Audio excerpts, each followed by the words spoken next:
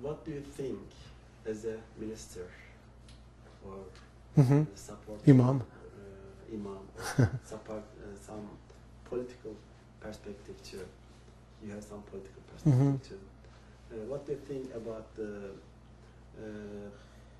this cartoon things published in the French and Denmark?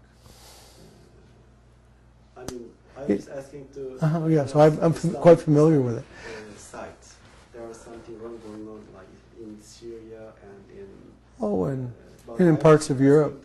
Parts of the. Yes, there's riots across much of the world. I mean, not all over the world, but there are parts of the world that people are rioting and burning the Dutch embassy in Syria. And in Islamic culture, in some of these countries, there's the presumption that the government controls the media, largely. In our country and in much of Europe, they don't.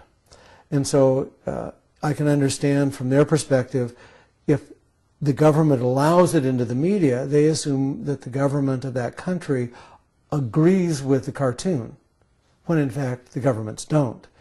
I think there's some confusion about what freedom of the press is about. It was disrespectful. It was inflammatory. It's unfortunate that the reaction was violent, and yet the violence expresses a degree of outrage, and the world media loves nothing more than conflict and violence because it sells newspapers. It creates compassion, excitement, distress, and people are drawn to it and revolted by it simultaneously. It sells news. And so the news media of the world blows it up as big as the whole world. Unfortunately or fortunately, I find it exciting to watch the increasing engagement between the East and West. The Islamic world is saying, don't treat our religion disrespectfully, and the West is saying, well, what about freedom of the press?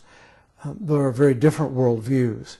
And the conflict created because of that is the ongoing conversation between the two parts of the world that are engaging in a way in which we've never had in thousands of years. Do you think that freedom is doing whatever you want, or? No, that's not freedom. That's license. And the abuse of freedom makes freedom more vulnerable. And so the cartoons are an abuse of freedom. It's like a teenager being promiscuous and not living in a covenanted relationship or a married relationship. It's disrespectful of love. In the same way, a cartoonist making fun of a religion is hateful. And what do you suggest, or what do you think that, how should reaction of the Muslim be? In which manner should it be? Well, I certainly, protest is always appropriate. It's a way of expressing outrage. Outrage for the disrespect is certainly understandable. The West has much more of a acquired taste for cynicism, sarcasm, satire, even nihilism than it is any part of Islamic culture.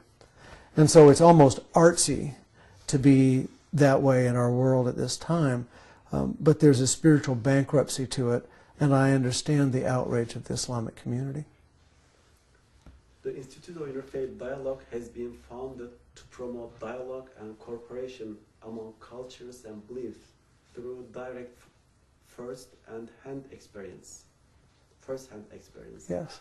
Do you think it is reaching its goal? It's working with me. The interfaith dialogue work allows me to meet people I would have never met otherwise, and continues to introduce me to people I find to be remarkable.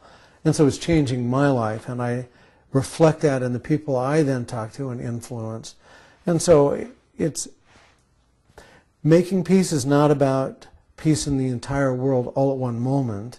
It's about peace between people in any given moment. And what I know is it's working. And so I delight in the work and encourage your continuation of the work. what advice to improve these goals? I think that every large city in the United States needs a group of education volunteers and IID young men and women so that people have the impression of Islam and the Islamic East that they are peacemakers, not warriors. That what needs to be tamed is not Islam, but the over-militarization of the United States. And we need to come away from fear and move toward peace as a people. And I think that IID can help in that and is helping in that. And I want IID strong in every city in our country. And I'd love to have a whole lot of the schools, not just in the Middle East or Asia, but in the United States, because we need to be saved as much as they. Is there anything that you share with us beyond these questions? My gratitude for the opportunity to go to Turkey to continue to meet with and work with wonderful people helping create peace in the world. Would you like to meet with Oh yes. I would love to meet Fethullah Gulen. I hope the opportunity arrives soon enough that his health is intact while I still have the chance to meet him. If you gave him the world or to the people in the United States or Turkey, what would you say? Too many people believe there's nothing that we can do to make our world a better place and have become cynical and despair at the number of things that are going wrong in the world. To give into that despair is to allow its fulfillment. Choose peace, choose hope, choose to center in love and allow that to make a difference in your life, which will make a difference in the world. Thank you very much.